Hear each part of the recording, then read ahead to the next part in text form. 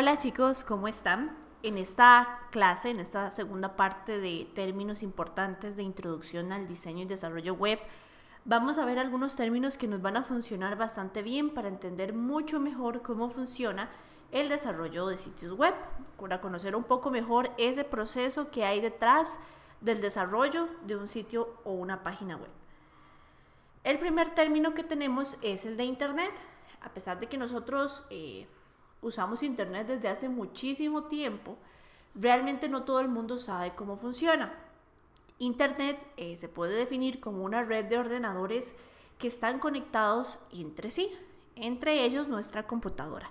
Nuestra computadora, ¿verdad? Como una de estas que vemos acá en este ejemplo visual, como una de estas pequeñas, se conecta a la red, ¿verdad? Donde vamos a encontrar una serie de computadoras que también están conectadas. A muchas de estas computadoras les llamamos servidores, ¿verdad? Estos servidores almacenan información, almacenan datos que nos permiten que nosotros ingresemos a esos datos por medio de esta red que se forma, ¿verdad? En Internet. Entonces, así es como funciona a grandes rasgos. Si nos vamos un poquito a la historia del Internet, Internet nace en 1962, no se llamaba Internet en esa época, se llamaba ARPANET, que significa Advanced Research Projects Agency, y tenía fines militares, ¿verdad? ¿Por qué fue que empezó a trabajar con fines militares? Bueno, ellos estaban buscando un sistema de comunicación para poder utilizar en tiempos de guerra, ¿verdad? En donde si una de las partes dejaba de funcionar, me devuelvo a esta imagen visual, si una de las computadoras deja de funcionar, de las que están conectadas a la red, se apaga, por ejemplo, se daña, deja de funcionar por X o Y razón, el resto sigue funcionando correctamente. Entonces, esa era la idea inicial detrás de Internet y así nace en 1962. Funciona mediante desfragmentación. Eso significa que la información se fragmenta o se subdivide en muchas pequeñas partes, ¿verdad? Para enviarse y se vuelve a construir del otro lado. Entonces, esta es la forma en que va a funcionar. Estoy explicándolo de una manera muy simple, ¿verdad? Muy sencilla, pero así es como va a funcionar. Para 1971 se envía el primer correo electrónico, ¿verdad? Estas fechas son interesantes porque nos dejan ver, ¿verdad? Que teníamos inicialmente del 62 al 71, casi 10 años, ¿verdad? Ya aquí se empieza a utilizar un correo electrónico por primera vez. Entonces ya podemos enviar mensajes. Para 1991, ¿verdad? Tenemos casi 20 años después, ya se empieza a usar Internet con otros fines, en este caso fines comerciales, que es la Internet que nosotros conocemos ahorita. Se pone la Internet, por decirlo así, al servicio de las personas, al servicio del público en general. El primer negocio, o uno de los primeros negocios que salió en 1991 fue CompuServe, y también estuvo otro que se llamaba America Online. Y ya para 1992 teníamos una explosión de 1 millón de usuarios. Entonces vean lo rápido que se expandió la Internet y lo sigue haciendo, ¿verdad? Seguimos viendo que más y más personas cada día tienen acceso a Internet. No podemos decir que todo el mundo lo tiene porque no es cierto, todavía falta un porcentaje de la población que por sus dispositivos, que por su edad, que por sus recursos no ha podido acceder todavía a el recurso de la Internet, ¿verdad? Pero una gran mayoría sí, y ese número va cada año en aumento y también va aumentando la cantidad de ingresos que ya no se dan desde computadoras, sino que se dan desde un smartphone.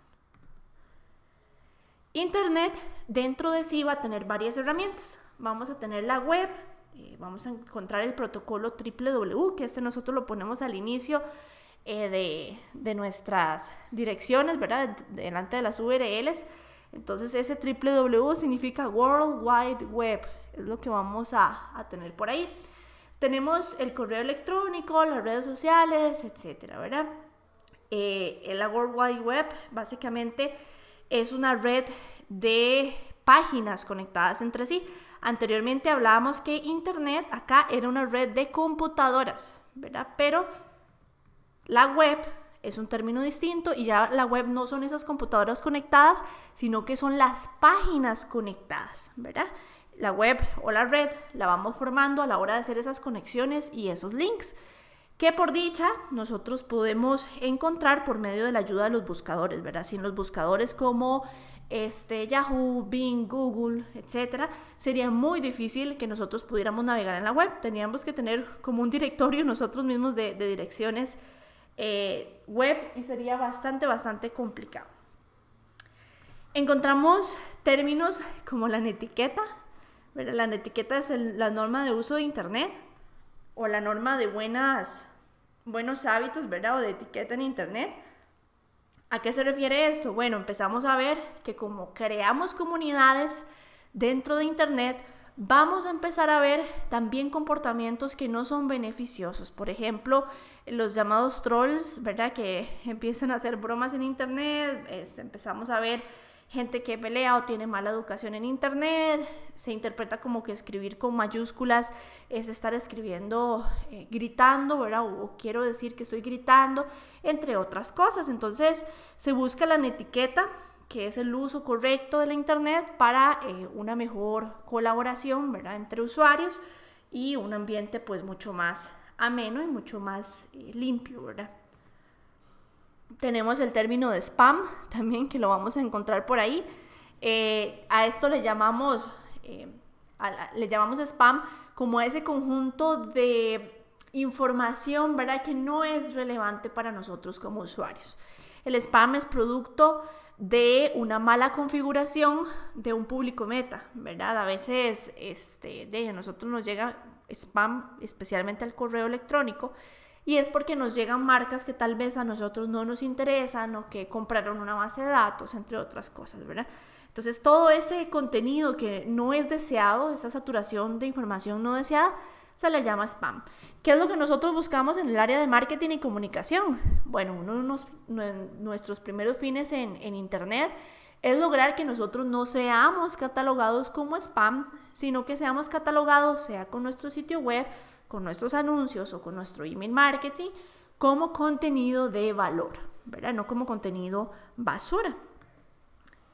Va a cambiar la comunicación, ¿verdad? Esos son puntos bastante interesantes porque hay carencias, ya no vamos a tener a la persona de frente para hablarle, ¿verdad? Sinceramente, y en especial en tiempo de pandemia, la comunicación vía internet es esencial para todos nosotros, nos permite comunicarnos, nos permite llamarnos, nos permite comprar, ¿verdad? Estudiar también, pero hay carencias en la comunicación porque no tenemos ciertos factores que teníamos en esa comunicación frente a frente.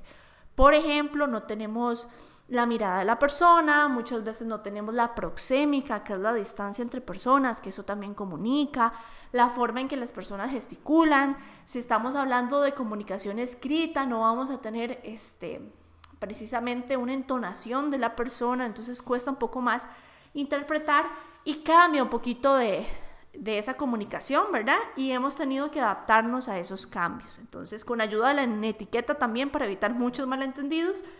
Y entre esos cambios, bueno, está la llegada de los famosos emojis, de los GIFs, ¿verdad? Que nos ayudan un poco a que nuestras ideas se entiendan un poco mejor.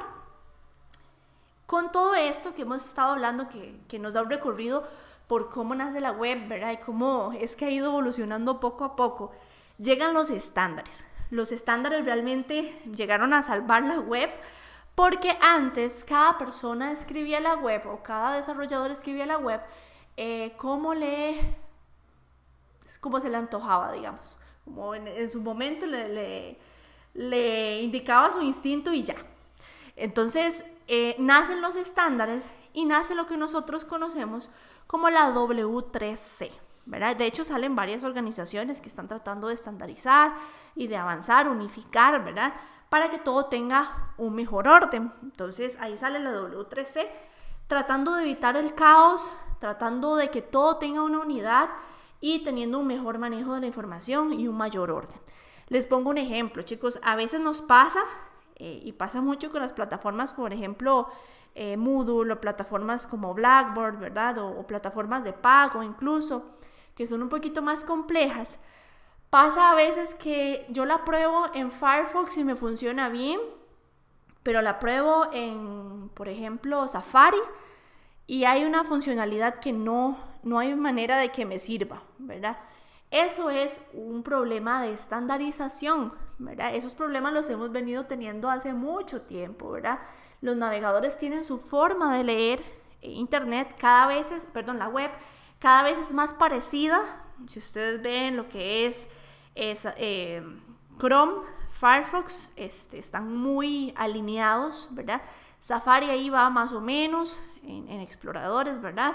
Y lo que es Internet Explorer es un caso, ¿verdad? Es nuestro eterno dolor de cabeza, porque hacer una web que funcione bien con Explorer es casi imposible, ¿verdad? Que si quiero hacerla bonita, dinámica y que funcione en todos los navegadores de la mejor forma e incluyo Explorer, va a ser muy difícil. Entonces, de hecho se ha visto excluido de muchas personas que desarrollan porque no quieren complicarse, ¿verdad? Y se ha visto excluido también por muchos usuarios, ¿verdad? Las personas dicen, bueno, no voy a usar Explorer porque Explorer no sirve, ¿verdad? Esa es como la percepción.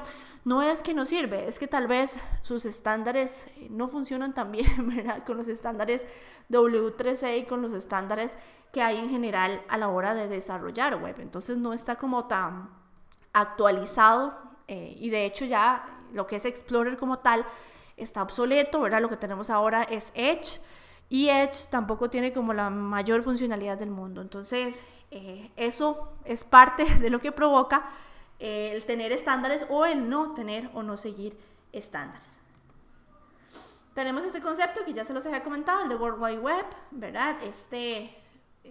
Programa de hipertexto, este primer programa de hipertexto lo desarrolla Tim Berners en 1980, entonces ya podemos empezar a leer, ¿verdad? Lo que es HTML, empezamos a leer texto plano que se configura en un sitio web. Entonces esto fue un gran avance que aportó muchísimo a la internet y que ayudó a que en 1991 tuviéramos ese lanzamiento de la internet y de la web con fines comerciales, ¿verdad? Y un poco más abierto al público. Como les comentaba, ¿verdad? La web es una enorme colección de páginas conectadas entre sí y esas páginas necesitan un directorio, ¿verdad? Que ahorita vamos a hablar de eso, que son los buscadores. Si nosotros nos devolvemos y recopilando un poquito, Internet se basa en un modelo cliente-servidor. ¿Qué significa esto? Bueno, yo como usuario estoy con una computadora ingresando como un cliente a sitios web, a aplicaciones, ¿verdad? Y esas aplicaciones, esos sitios web, esas plataformas, por ejemplo, de correo electrónico, entre otras cosas, están hospedadas en un servidor, ¿verdad? Entonces, esa relación cliente-servidor es que yo por medio de mi computadora y por medio de la internet estoy ingresando a un servidor en alguna parte del mundo. Me dice en el que un cliente mediante un navegador, ¿verdad? El navegador es importante porque es el programa que nos ayuda a leer los códigos que ponen en marcha la web y que nos ayuda a identificar y entrar a las diferentes páginas. Dice, se comunica con otros servidores que tienen almacenadas distintas páginas web. Entonces, a grandes rasgos, eso es lo que vamos a tener. Un servidor web yo le llamaría de forma fácil una megacomputadora, ¿verdad? En donde tenemos características especiales como de CPU, de RAM, de red, ¿verdad? Etcétera.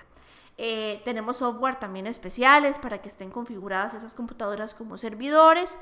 Ellas están activas todo el tiempo, ¿verdad? Entonces, por ejemplo, la plataforma de Facebook, bueno, está hospedada, a eso se le llama hospedaje, está hospedada en servidores, ¿verdad? Que permiten almacenar esa información, guardar todos los datos, protegerlos, entre otras cosas.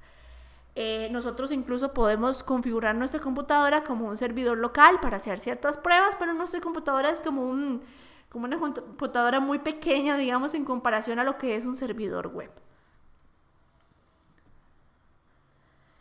Tenemos también el término de ancho de banda, que nos interesa también saberlo, ¿verdad? El ancho de banda va a influir en la velocidad en que nosotros navegamos en Internet y podemos consumir o descargar información de un sitio o subir información a un sitio, ¿verdad? Dices la cantidad de datos por unidades de tiempo que consume tu sitio.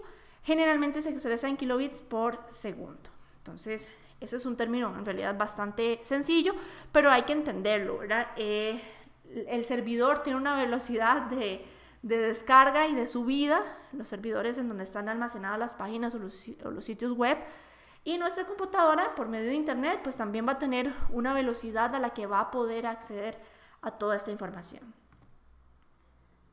Tenemos el término de navegadores web, ¿verdad? Los navegadores son estos programas que les comentaba hace un ratito, que los utilizamos para visualizar las páginas y poder interactuar con ellas.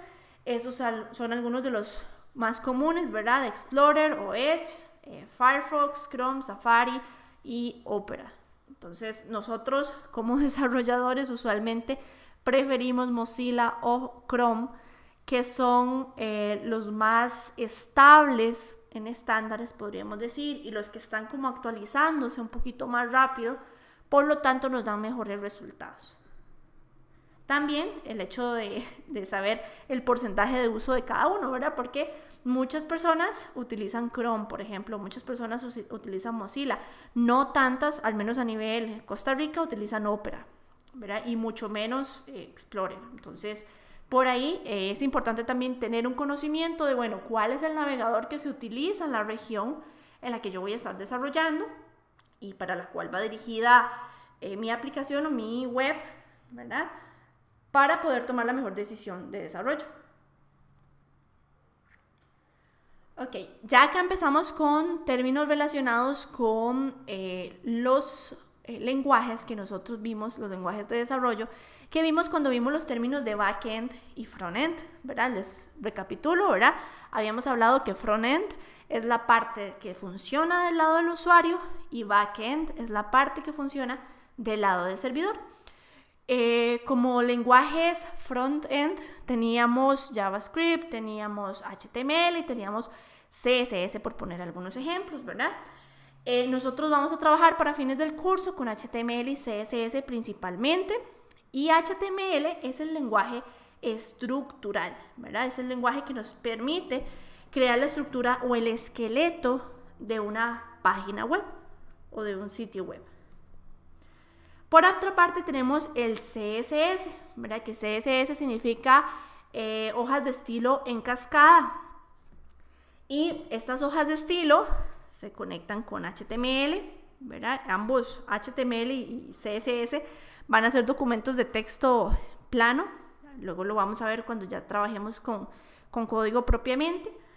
Y estas hojas de estilo le dan lo que es color, forma, diseño, diagramación, ¿verdad? Ciertas animaciones incluso a lo que es mi sitio web. Entonces, con el HTML hago la estructura, el esqueleto, y el CSS hago la parte visual. Les voy a poner un ejemplo muy claro. Con HTML yo puedo venir y ponerle una imagen a un sitio, y con CSS yo puedo decir que esa imagen sea de 100% de la pantalla, ¿verdad? Y que esté en blanco y negro, por ejemplo, ¿verdad? Entonces, en este caso, vemos la diferencia entre estructura y estilo. Dentro de ambos tipos de código vamos a encontrar los comentarios. Los comentarios son anotaciones que nosotros vamos a hacer dentro del código. Luego vamos a ver cómo se escriben, pero para que desde ya se familiaricen, nosotros vamos a revisar comentarios en HTML y en CSS. De hecho, cada lenguaje tiene su forma de comentar. JavaScript también lo tiene, PHP también lo tiene, ¿verdad? Son anotaciones que nosotros hacemos para que nuestro código esté un poquito más ordenado y que nos funcione de una mejor manera. Tenemos otro término importantísimo que ya no tiene que ver con la estructura, ya no tiene que ver con el estilo, sino más bien tiene que ver con el contenido de la página. Y es que el contenido es lo que a mí me permite estar en las primeras posiciones de búsqueda. Todas las páginas desean esto, ¿verdad? O todos los sitios web y las marcas desean salir entre las primeras posiciones. Yo les pongo un ejemplo, posiblemente la marca Payless, ¿verdad? Cuando la gente busca zapatos Costa Rica, le gusta ser la primera que va a salir, ¿verdad? Entre otras marcas, ¿verdad? Entonces, eso pasa con todas las marcas del mundo, ¿verdad? Buscamos estar entre las primeras posiciones, ¿Por qué? Porque nosotros no vamos a la segunda página de las búsquedas de Google, no vamos a la tercera página y de ahí en adelante mucho menos, ¿verdad? Casi siempre nos quedamos en los primeros resultados de búsqueda. ¿Qué es lo que me ayuda a estar en esos primeros porcentajes, o posiciones de búsqueda, ¿verdad? Estar en ese ranking principal. Primeramente, el contenido, ¿verdad? Google ha sido muy claro a la hora de hablar de su algoritmo y de cómo funciona, en decirnos que el contenido es muy importante, ¿verdad? La forma en que se desarrolla el contenido. De hecho, hay toda una rama dedicada dentro del desarrollo web, dedicada al posicionamiento de páginas en esas primeras posiciones por medio del contenido y por medio de otras tácticas, y a esa rama se le llama SEO, ¿verdad? Es optimización de motores de búsqueda, ¿verdad? Optimización para motores de búsqueda. Entonces, en ese caso, el contenido se vuelve muy relevante, chicos, la forma en que redactamos la web, la forma en que distribuimos ese contenido. Las personas leen cada vez menos, pero el problema que nosotros tenemos, o el reto, es que no podemos hacer una página web o un sitio web solo de imágenes, o que sea solo muy visual y no tenga contenido, porque Google lo que lee al escanear las páginas, o Bing lo que lee al escanear las páginas, o Yahoo, ¿verdad? Como buscadores, es el contenido escrito, ¿verdad? Él lo que hace es, con su algoritmo, diferenciar ese contenido, leer de qué se trata. Entonces ahí toma mucha relevancia este término. Esto lo vamos a ampliar mucho más a fondo más adelante. Tenemos varias formas de hacer sitios web, varias formas de desarrollo. Esto me lo preguntan mucho siempre. Profe, ¿qué opciones tengo yo para desarrollar un sitio web? Bueno, hay variedad. Yo puedo trabajar desde algo tan simple como un Wix, ¿verdad? Que es una plataforma drag and drop, en donde yo arrastro y suelto el contenido y voy formando un sitio web. Es válido, ¿verdad? Muchas empresas no tienen los recursos para comprar un desarrollo desde cero. El desarrollo es una inversión y como no todo el mundo lo sabe hacer, ¿verdad? Y lleva toda una ciencia, pues es un reto también y tiene su costo. Entonces, en este caso, es importante tener en cuenta esto, ¿verdad? Que yo también tengo la opción de hacer un sitio web con una plataforma de estas que incluso hasta me dan plantillas gratuitas. Hay plantillas de paga también, entre otras cosas. Tengo la opción de desarrollar con HTML, CSS, JavaScript, PHP desde cero. La opción de desarrollo desde cero es una opción de desarrollo un poco más cara, porque todo se tiene que hacer, por decirlo así, a pie, ¿verdad? Todo tenemos que irlo escribiendo poco a poco.